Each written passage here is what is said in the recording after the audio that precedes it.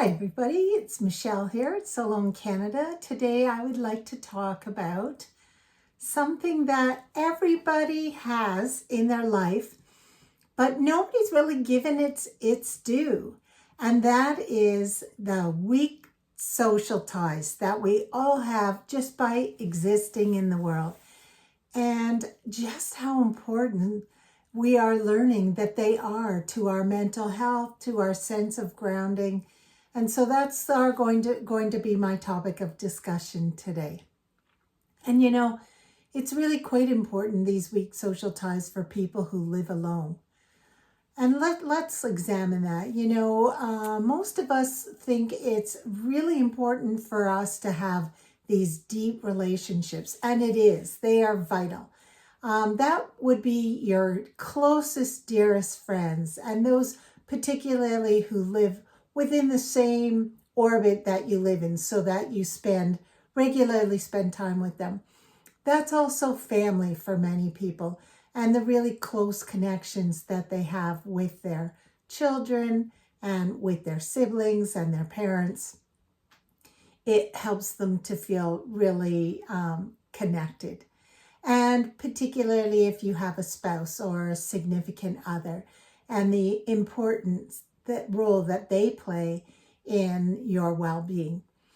But also there are these tiny little acquaintances, these social interactions that we have on a regular basis with the people who live closest to us, our neighbors, with the people that we have to interact with as we go about our day, the shopkeepers, people who are the staff within the gym or the cafe that we attend on a regular basis, people that we work with, people at the appointments that we go to, even just the regular users of the same service that you might be using.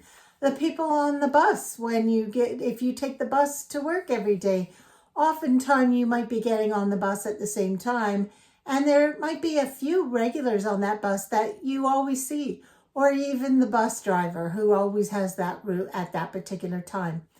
All of these people have a role within our world that we don't even really give them their due for. So let's talk about that.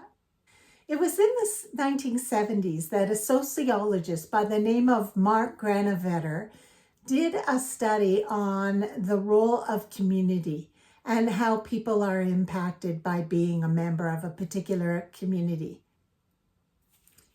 And what he discovered in his research is that while our deeper relationships serve a very strong role in our emotional support, that it's actually our weaker social ties, or what I like to call social vitamins, that were the bridge between us and the outer world.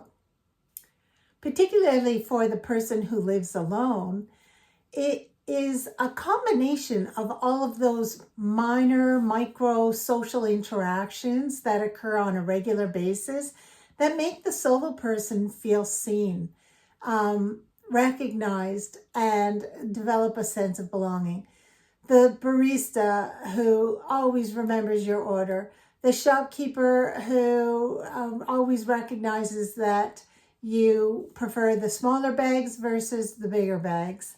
All of those people in your world that make you feel important in some way. One of the worst feelings for humans, because we are wired to be social, is the feeling of invisibility. When we feel unseen and invisible, it makes us feel that we have no value. And when we feel like we have no value to others in society, that's when our mental health really starts to plummet. And without a significant other, and if your family don't live close to you, how do we find our importance in the world? How do we feel connected? How do we feel valued? Well, surprisingly enough, it's all of these tiny little interactions that go on day in and day out that we actually take no notice of, that are laying the groundwork for our feeling of stability. You know, and if you look at it in terms of brain science, there's logic to that, because what actually happens with all of those little micro-social interactions is that within the brain, when we have an interaction where we feel seen and it's pleasant, we get just this little dose of oxytocin. And oxytocin is a hormone that's sort of our bonding hormone. And what it does is it reduces the cortisol in our body. Cortisol is the stress hormone. And so these little microbursts of oxytocin reduces the stress and brings on a more calming and content and therefore happy feeling within us. So think of it like this. Our deep friendships are the full meal that provides us with the nutrients that our body needs to perform optimally. And all of these little social weak ties are the little snacks that keep us going in between the full meals when we feel just a little bit of a lag and we need just a little bit of fuel. So our weak social ties are the snacks to keep our stomach full.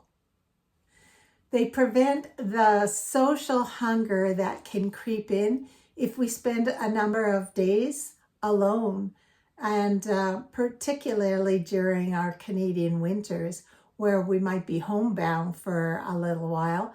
And I think that has a little bit of importance too for people who work remotely.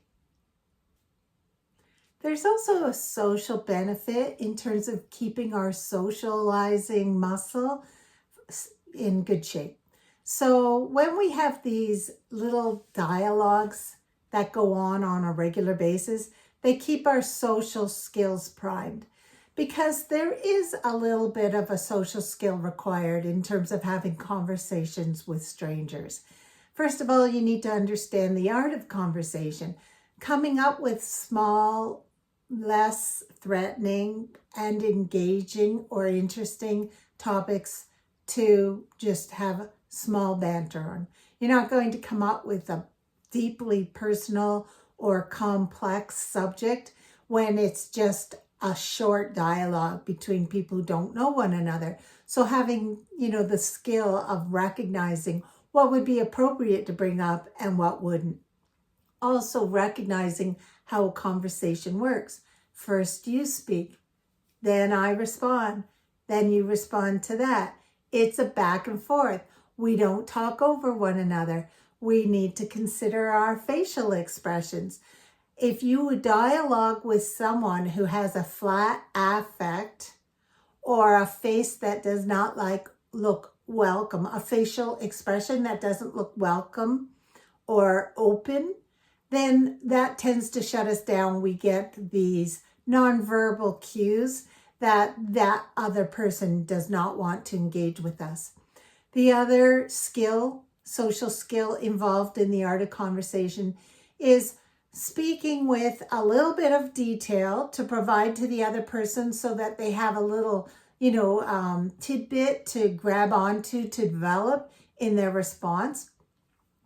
And acknowledging and understanding that when you respond sometimes with a question, a lot of the times with a question, so that allows the conversation to go on. It implies that there is going to be a response from the other person because you've asked a question. I'm sure all of you have had the experience where you tried to start a conversation with someone and they replied with one-word answers.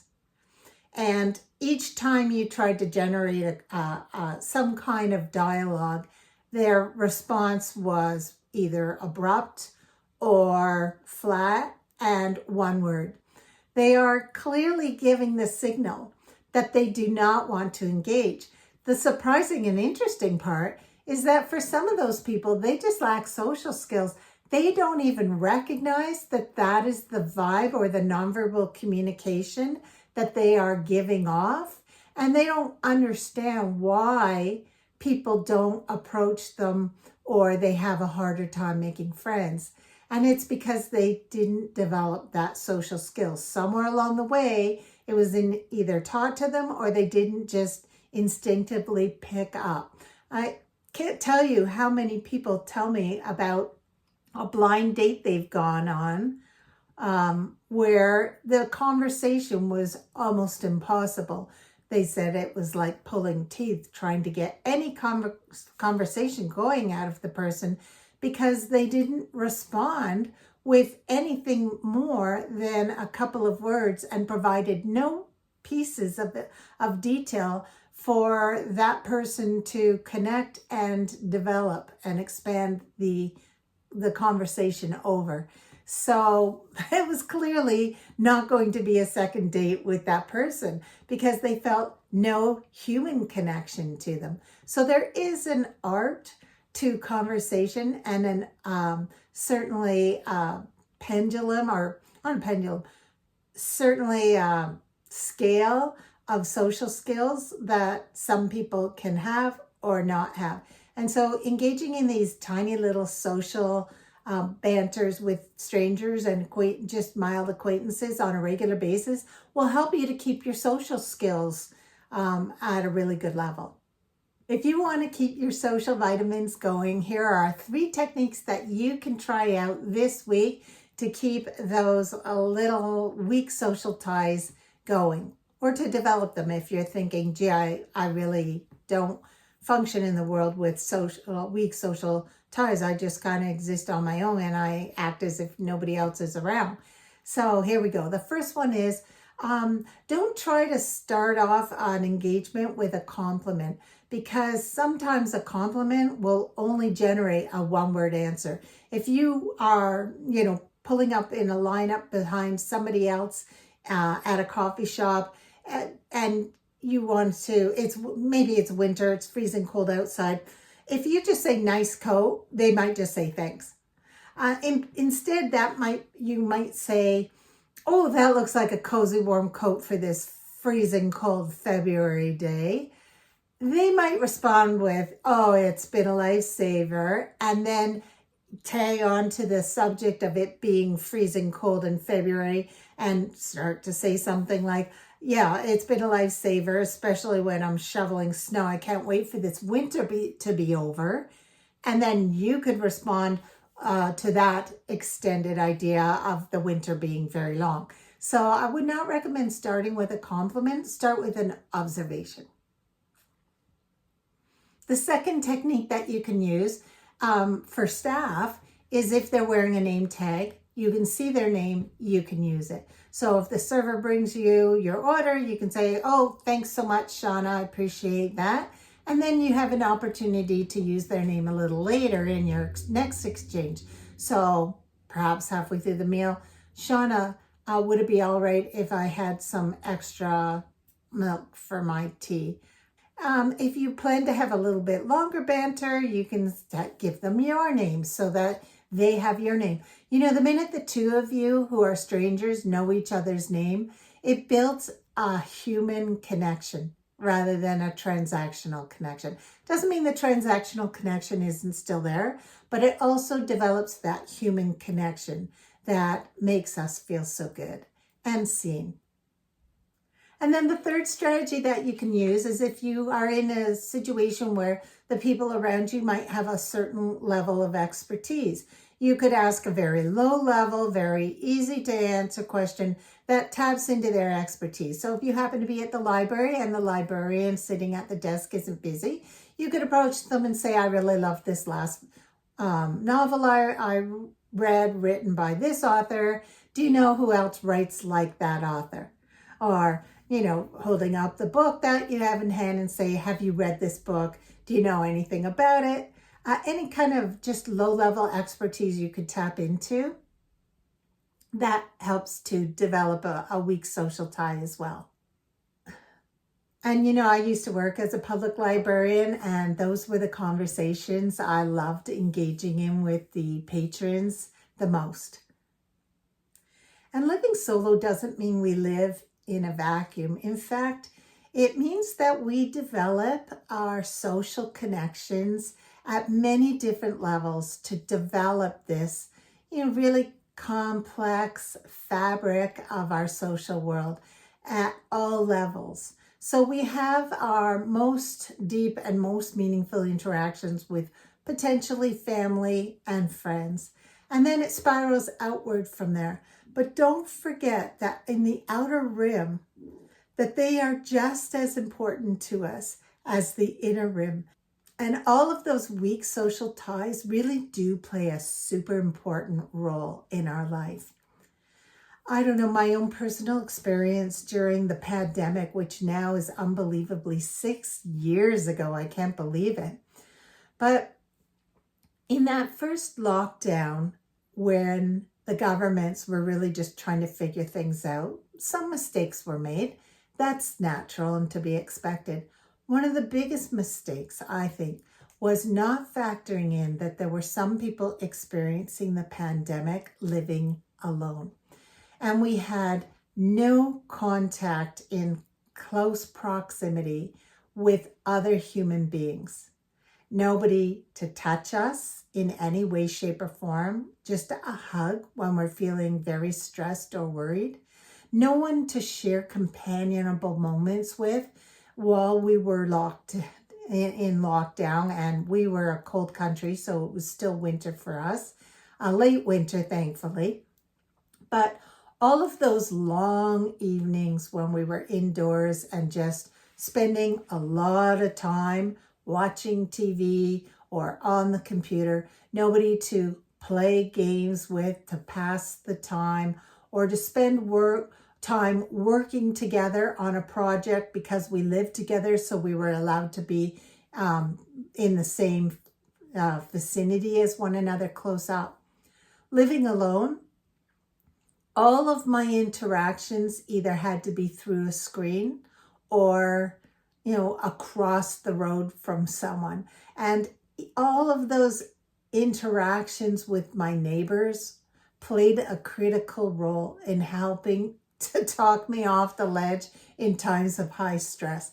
Yes, I used, Zoom a lot. I used my phone a lot, but it was being in the company of other humans that was super important to me. And that oftentimes was my neighbors, who weren't my closest relationships, but they played a really significant role. We could be outside on our properties, speaking, 15, 20 feet away from one another about each other's experiences. How are you doing today? Is everybody good at your place? Do you need anything? We could check in on each other and share how each of us are experiencing the unusual and unprecedented situation. And really, those ties were huge in my world. And all of your small, weak social ties have the potential to be the seedlings to what could eventually become more deeper relationships. If you think about all of your deep relationships today and think back to when you first met that person, I bet a lot of those things were just really small social interactions with an acquaintance. Weak ties can often blossom into really profound social relationships that develop in midlife and in our senior years. For many people over 55, their adult children are moving away, chasing dreams and pursuing work opportunities that take them beyond the boundaries of the town or the city that they were raised in. And so often for many of us, the importance of our friendships for those who are in generally our age group will be the relationships we rely mostly on for support as we age, unless we are fortunate enough to have family who live close by. Many of those friendships would have just started as little tiny social interactions with strangers. Today, I would love to hear from you. Who in your neighborhood that is a weak social tie for you right now is actually an important tie? Share in the comments. Is it the person who delivers your mail every day? Is it your next door neighbor that you see frequently? Is it the full-time shopkeeper who always has a bright hello for you, a bright greeting anytime you come in? Let's celebrate them in the comments below. Thank you for listening today. And if you're interested in further videos, you can check these out. Don't forget to like and subscribe. And remember that I do also write a blog by the same name, Solo in Canada, Musings from Midlife. I talk about lots of different things in my blog I write about that I don't talk about in my YouTube videos. So hopefully you like to check out the blog and see what's there as well. See you next time.